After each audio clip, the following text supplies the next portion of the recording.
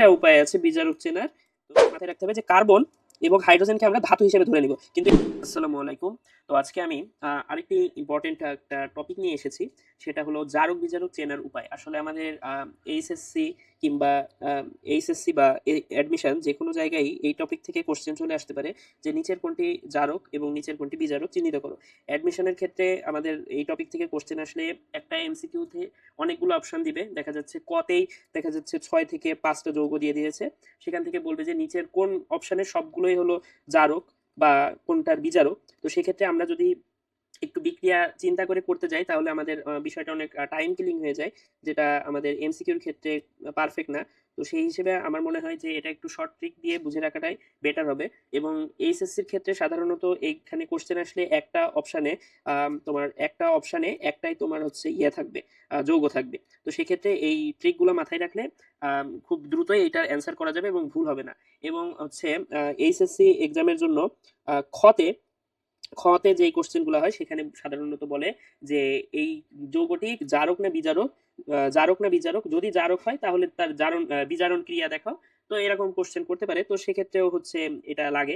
আবার এইচএসসি তে অনেকটা একটা খুবই ইম্পর্টেন্ট বিষয় হলো যেখানে কোনটি জারক না বলে বলতে বলতে দিতে পারে যে নিচের কোনটি জারক বিজারক, জারক ও বিজারক উভয় হিসেবে ক্রিয়া করে, এই কোশ্চেনটা চলে আসতে পারে। আর তো আর দেরি না করে আমি এটা ক্লিয়ার করে দিই। সো তো প্রথমত আমাদের জারক চেনার যে মেথডটা আছে সেটা মূলত একটাই, এখানে আর কিছু নাই। সেটা হলো অক্সিজেন সংখ্যা বেশি হবে, জারকে অক্সিজেন সংখ্যা বেশি হবে। যেমন KMnO4, এটা আমরা সবাই জানি এটা হচ্ছে জারক, এবং এর বিজারণ ক্রিয়াও আমরা জানি, এর বিজারণ বিক্রিয়াটা কিন্তু খুবই ইম্পর্টেন্ট। ওই যে MnO4 থেকে হচ্ছে Mn2+ ওই বিক্রিয়াটা। তো ওইটা হচ্ছে এখানে যে আমাদের অক্সিজেন সংখ্যা। এখন এখানে একটা কনফিউশন লেগে যেতে পারে যে অক্সিজেন সংখ্যা তাহলে কি আমরা O2 কে একটা ধরবো, নাকি হচ্ছে ও মানে শুধু অক্সিজেন এটাকে একটা ধরবো, মানে পরমাণু আকারে একটা ধরবো না অণু আকারে। তো এটার অ্যান্সার হলো অবভিয়াসলি আমাদের এটা করতে হবে, আমাদের এইটা ধরা যাবে না। অর্থাৎ এখানে 4টা অক্সিজেন আছে, 4টা অক্সিজেন, অক্সিজেন পরমাণু। আর কেমেন মানে একটা পটাশিয়াম আর একটা ম্যাঙ্গানিজ। সো হচ্ছে এখানে আছে টোটাল এই দুইটা মিলে 2টা, আর অক্সিজেন তাহলে বেশি হচ্ছে। তো এটা অবভিয়াসলি একটা জারক। সো এটাই হলো মেনলি হচ্ছে জারক চেনার উপায়, যে অক্সিজেন সংখ্যা বেশি হবে। সেকেন্ডে আমরা এবার যেগুলো আছে সেগুলো হচ্ছে বিজারক চেনার উপায়। বিজারক চেনার বেশ কয়েকটা উপায় আছে, 3টা উপায় আছে বিজারক চেনার। তো ফার্স্ট যেটা হলো সেটা মোটামুটি আমরা সবাই জানি, এটা এসএসসিতেই অনেকে জানে, এসএসসিতে এটা থাকে যে ধাতু greater than or equals to অধাতু। আর এখানে আর একটা জিনিস মাথায় রাখতে হবে যে কার্বন এবং হাইড্রোজেনকে আমরা ধাতু হিসেবে ধরে নিব, কিন্তু এরা কিন্তু ধাতু না, এটার একটাও কিন্তু ধাতু না, কার্বন হাইড্রোজেন উভয় অধাতু, কিন্তু এটাকে আমরা ধাতু হিসেবে ধরে নিব। তো সেই হিসেবে যদি আমরা ধরি, তো এখানে আছে N2H4, N2H4। তো এখানে যদি আমরা এইটা মনে না থাকে তাহলে কিন্তু এটা আমরা সলভ করতে পারবো না এই মেথডে, কারণ এখানে আমাদের কিন্তু কোনো ধাতু নাই। সো আমাদেরকে ধরে নিতে হবে যে হাইড্রোজেন এবং কার্বন হচ্ছে ধাতু, হাইড্রোজেন এবং কার্বন ধাতু। তাহলে সেই হিসেবে আমাদের এখানে 4টা ধাতু আছে, 4টা ধাতু আছে। এবং অধাতু তাহলে আছে, আমরা নাইট্রোজেন সবাই জানি অধাতু। সো নাইট্রোজেন আছে আমাদের 2টা। তো এখানে আমাদের ধাতু অধাতুর থেকে বেশি হচ্ছে সংখ্যায়, ধাতুর সংখ্যা বেশি, অর্থাৎ এটা হচ্ছে হাইড্রোজেন ধাতুটা ধরে নিয়েছি। তাহলে এটা অবশ্যই আমাদের কি হবে, এটা হবে বিজারক।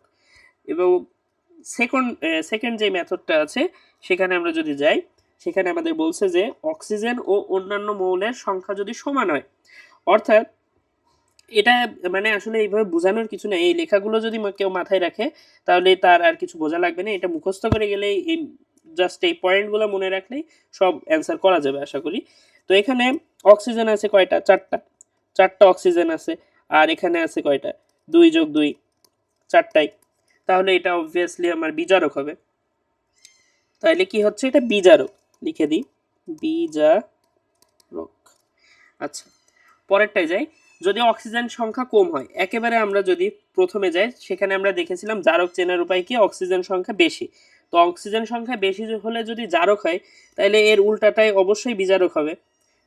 তাহলে অক্সিজেন সংখ্যা কম হলে সেটা হবে কি, বিজারক, বিজারক।